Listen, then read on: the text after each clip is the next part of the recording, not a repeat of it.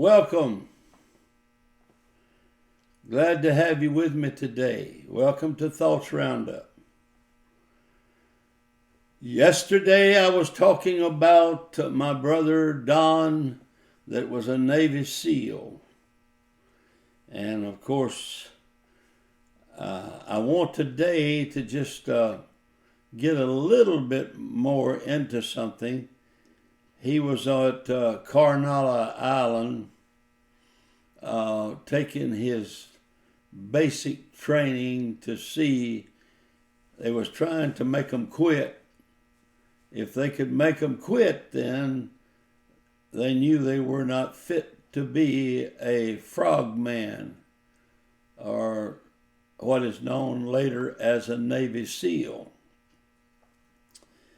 And so at Carnala Island, I've been there myself, but of course not to train as a UDT man, but for other reasons.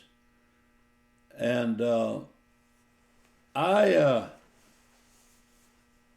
brother was talking to me one day, and I was asking him some questions. They have what they call Hell Week. And that's the week they try to make them quit.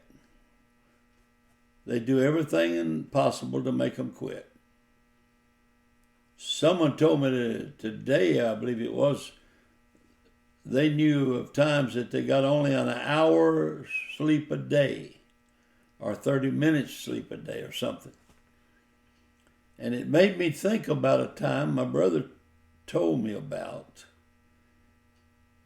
He said one night during Hell Week, they marched us in and told us at 3:30 in the morning and told us to go to bed and get some rest because there's going to be a big day tomorrow. They were so tired. They'd been up for so long. And they were totally exhausted.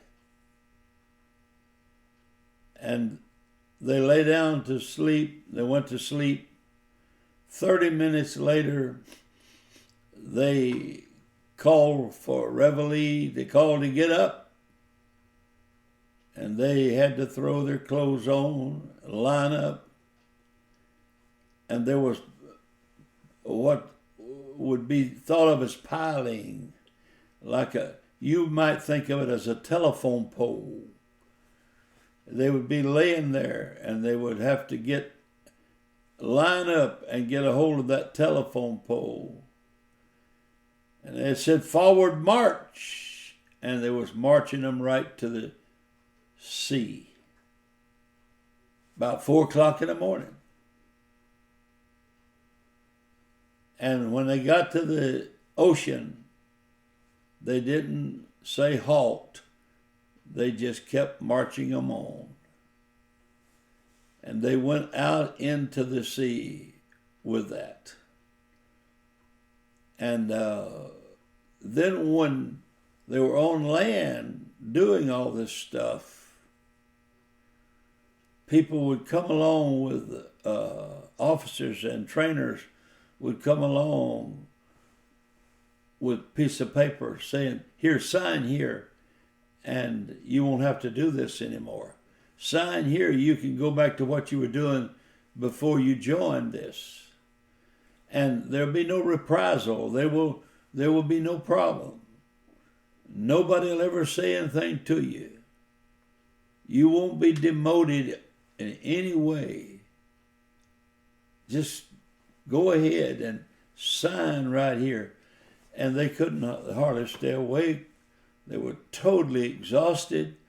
All you have to do is to get ready. You don't have to do this. You don't have to do this. Sign here, sign here. A big part of them did sign. And just a few of each company, just a few, made it on. You had to be tough. Well, I want to tell you something. When you're going along and you're living for God and you're determined that you're going to make it all the way, you're going to one day hear, "Well done, thou good and faithful servant." But the devil will say, "No, you don't have to do all that. You don't even have to sign. Nothing. Just quit doing what you're doing. Go ahead. No one can do anything about it.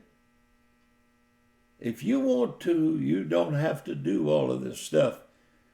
You don't have to go to church all the time. You don't have to worry about praying. You don't have to worry about fasting. Just live your own life. Don't let anybody tell you what to do. Maybe you're tired of people telling you what to do. You don't have to let them tell you anything. No. There's going to be that few bee that find it. There's that few that's on the narrow road. And there's something very real about this whole thing. It's easier to live the life for the Lord than it is to get out of the ark of safety and live for the world. Don't tell me all that drugging and all that smoking and all that cursing and all that hatefulness is wonderful. No, it's not. It's not what the devil props it up to be. God bless you.